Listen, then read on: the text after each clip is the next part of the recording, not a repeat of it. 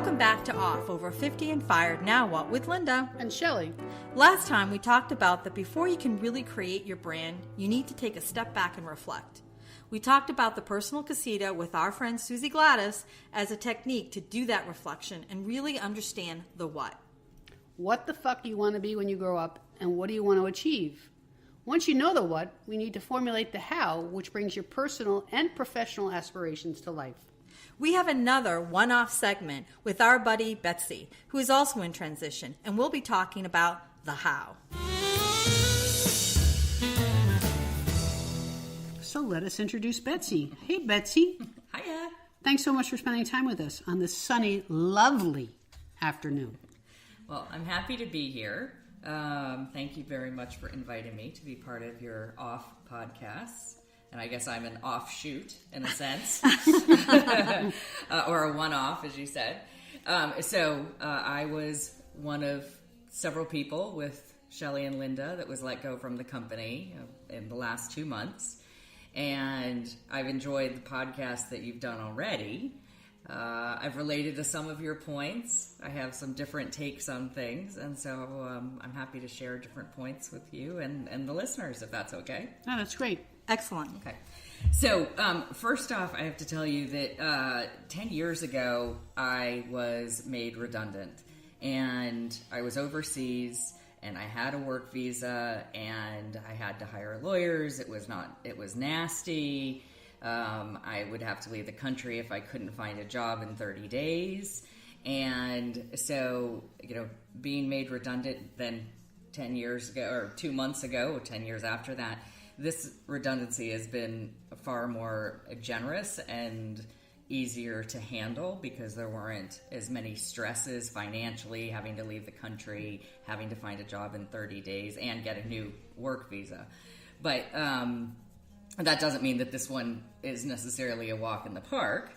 But I definitely, after living through kind of a bad redundancy, this one has been more civil. I had to leave on a high note for myself, and which meant kind of literally working up until the last day. So I didn't give any thought to looking for the new job yet or how to go out there and market myself.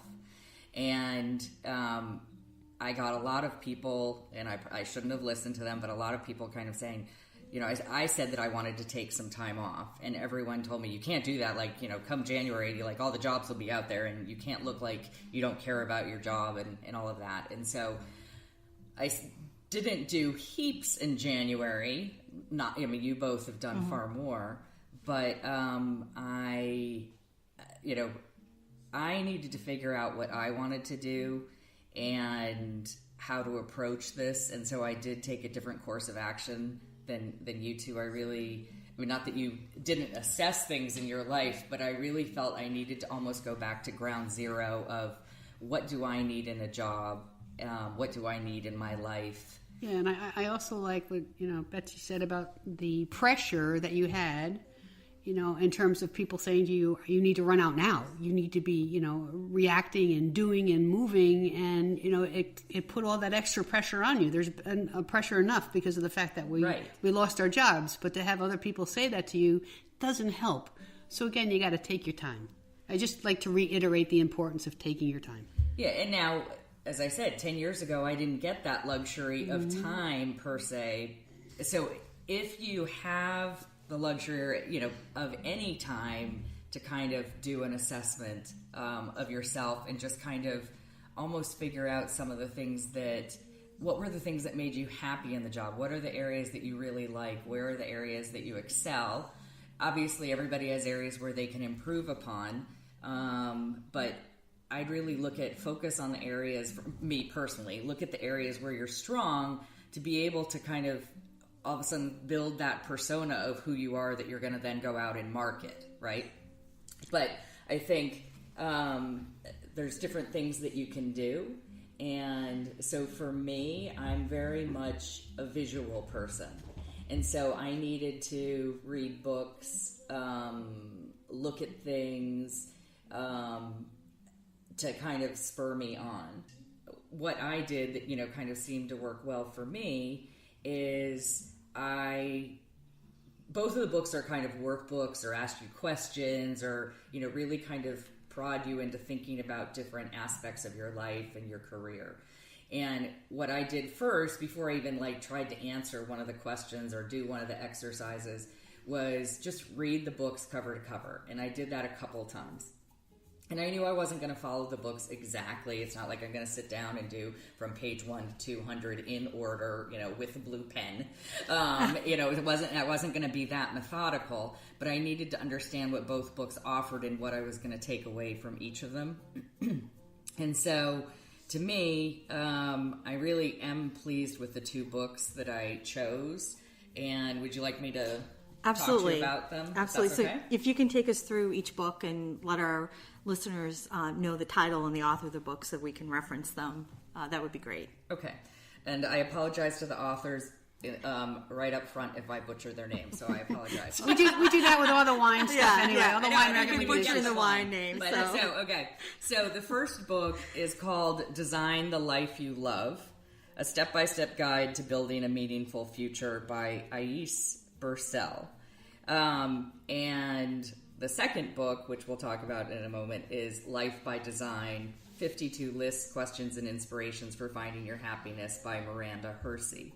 One of the things that I will say is that I was looking at these books both professionally and personally. And I actually had a lot of areas that I could explore, and it essentially paralyzed me. And the books have really helped in bringing to the surface what's most important to me so then I can move forward. And what it's also done is it's made me then kind of look around and decide, okay, I had all these options, but now I'm able to cut things away that I don't like. And so, or that aren't the perfect fit to get to the design of a life that I want to have. And, and I think that is something that was very important because part of January with everybody telling me you've got to get out there, it was also a fear of I don't know how to get out there.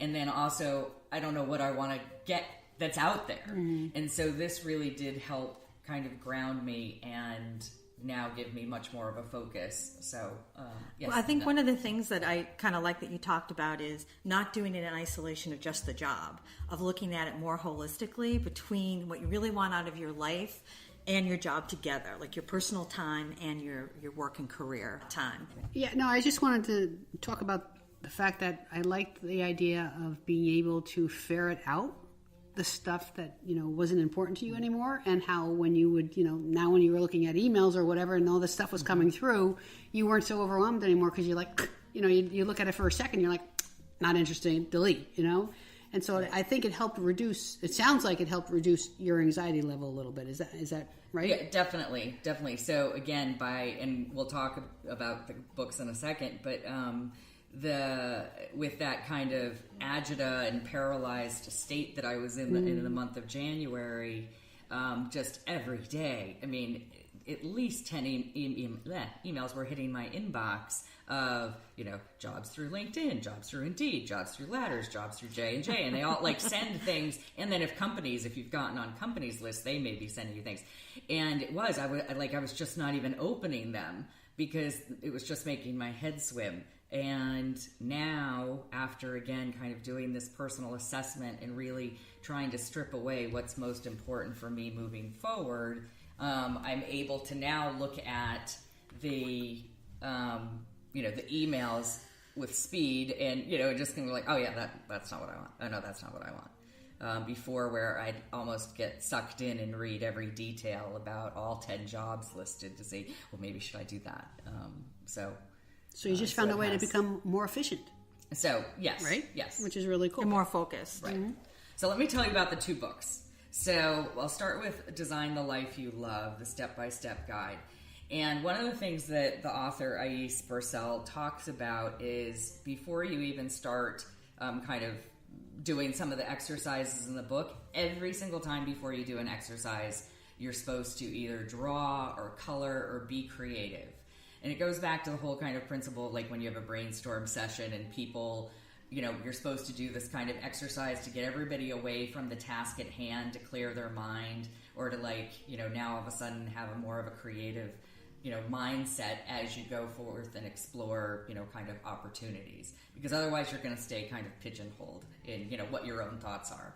So that's one thing that I have taken to heart. And so now every single time I sit down to do anything work related or finding a job, or anything that's involving the job search or my resume or what have you, I grab a handful of whatever colors and I start doodling on the inside of the journal that I'm keeping. But it's a nice way to kind of clear your head. And it's interesting now, because I've been doing this now for about 2 weeks, and how it's filling in. And I don't know what it's going to end up looking like, but it's fun to open the book now every day, and there's, these different colors and little squiggles and diamonds and triangles and things like that. And, my goal is for the entire thing to be colored in. But it doesn't mean that this is only for people with an artistic flair. Like me, who can't do stick figures. No, but that's even what the book says. It doesn't matter if you can only draw stick figures, but her whole point is you just need to step away, because of course immediately you're sitting at the laptop. Oh, I should do a search. Oh, I should do this. Oh, I should, should I look up new, should I go on a thesaurus and look up other words to factor into my resume, things like that. And it's so that you can, for, 5 minutes, that's it, just 5 minutes, look to find, clear your head. So the big thing with the book, The Design the Life You Love, the exercises, generally she gives time limits as well. She wants you to kind of do them instantly, fast, like do 5 minutes of this, do 10 minutes of this, do 20 minutes of this, and then stop. Because otherwise you just won't be productive. And there's things about, asking you questions, there's drawing, and different things. So but her whole book, the whole process talks about first deconstructing your life. And Linda had asked, and so it's a whole page of just circles, and you're supposed to put in one thing in each circle, and you can have as many circles, and you may have to put, create a giant piece of paper to do it. But Linda had asked, are you finding that, personal are together or professional are together? And that's how it started. But then again, I started being more creative, where I'm now kind of, as you think of more things, it's not like you're going to fill it in once and never look at it again. It's other ideas will pop into your head later in the day, and I go back and I write in another circle. And originally it did. It started out kind of work things of, I like to present, I like to mentor, I like to teach, I like to, problem solve. And then on the, kind of personal side was I like to travel, spend time with family and friends, I'm a foodie, things like that. And then all of a sudden you start to see that there's areas that, can overlap and cross over. And so the travel thing, we were fortunate to work for a global company, and all of us did get to travel. So that gave me an opportunity to explore places that I hadn't been before. And that's something that's very important to me. And so if I can't get it in my work experience, then I'll want to look for it in my personal experience moving forward. And so the whole thing is you deconstruct, you put everything that's important to you in these circles, and then it's, kind of your point of view. What are the ones that are the most important? So you kind of highlight those, and then how can you put them back together? And it's not going to be just one simple way. It can be, pulling different pieces and trying to then come up with what's then kind of your unique expression, and who are you? What's the optimum way that you want to live your life? What are the key factors that have to be in there? And you probably have to prioritize. You're not going to get everything out of a job, and you're not going to get everything out of your personal life. And so how can you, kind of marry the two to, resolve or get as many of these important issues, values, beliefs, kind of going forward in, your life. And so that's how I used this book to really kind of lay out those circles and really start. That's what really helped me figure out, either from talking with both of you or doing this exercise, of what is important to me. And then I moved on to this other book called Life by Design. And this one is a lot more of kind of questions that it poses to you, and, kind